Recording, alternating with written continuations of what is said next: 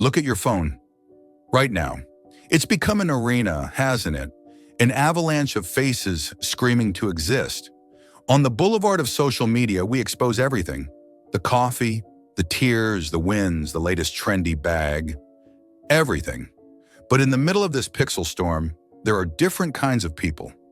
Those who stay quiet. We think they're disconnected, maybe a bit weird. The truth? They might be the only ones truly living. We've transformed our lives into a sort of permanent marketplace. Every morning we set up our stall, display our best moments under the most flattering light, and wait for passers-by to stop. We look for approval in the eyes of people who are just passing through, without ever really stopping. But have you ever noticed those who walk with empty hands? Those who cross the crowd with a small smile, but without exhibiting a thing? You'd think they have nothing to offer, but the reality is much more fascinating. Dramatic 2-second pause. You see, imagine your life as a garden. Posting is like ripping out a flower just to throw it on the sidewalk. Anyone can look at it, touch it, or even stomp on it with a dry comment. Those who don't post, they keep the gate closed. It's what we call psychological ownership. Basically, keeping the scent for yourself. The moment you share, it dilutes. The moment doesn't really belong to you anymore. It belongs to what others think of it. Why this silence? It's not shyness, it's sovereignty. In a culture that treats attention like currency, refusing to post is refusing to be a product.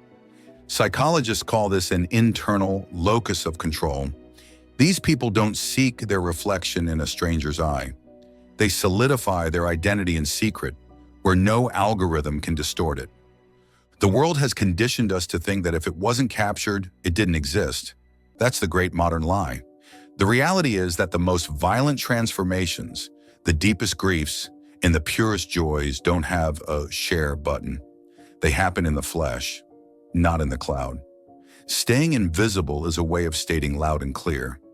Your value isn't proportional to your visibility. But there's a burden we never talk about. Image management. Every time you post, you unconsciously open a file in your brain. You start monitoring reactions, anticipating critiques, comparing your score to your neighbors. It's a massive leak of mental energy. The real tragedy isn't just the time spent on a screen, it's the pollution of the present moment. When you live for the image, you develop a marketing gaze. In front of a breathtaking landscape, your brain no longer asks, "What am I feeling?" but rather, "Which angle will be most effective?" You become the editor of your own life before it's even been lived. You're no longer in your body, you're already in the eye of the observer, imagining their reaction. It's a form of internal exile. You are physically there, but your mind is already negotiating the value of this moment on the attention market. By choosing silence, you terminate this surveillance contract. You reclaim your vision. You no longer need a moment to be validated for it to be real. You finally grant yourself the right to live moments that serve no purpose, earn no likes, but feed your soul. Those who choose invisibility save a monumental amount of psychic power. By not submitting their lives to a public vote, they instantly cut out the need for comparison. They don't live in anticipation of an emotional return on investment. Their satisfaction doesn't depend on a temperamental algorithm, but on the purity of what they feel. It's a rest the modern world has forgotten, the right to live without having to manage your own character. There's another truth, even more secret. To post is to freeze. Every photo, every status is an anchor dropped in the past that forces you to stay as the version of yourself that others have validated. But those who post nothing grant themselves the sacred privilege of metamorphosis. Since they have no brand image to maintain, they have the right to change their minds, their style, or their lives without having to explain themselves to a court of followers. Silence offers a flexibility that visibility forbids. You can die and be reborn 1,000 times in the shadows, testing new truths far from prying eyes. Leaving no trace ensures that no one can ever lock you into who you were yesterday. The paradox is right there. By stopping the chase for likes from total strangers, you rebuild real bridges. Not numbers, people. A 3-hour conversation, a tea getting cold, no screen. Just resonance. Because a look that lights up in front of you, honestly, is worth more than every notification on the planet. The difference is vital. An audience watches you, but resonance answers you. When you live for an audience, you impoverish the exchange.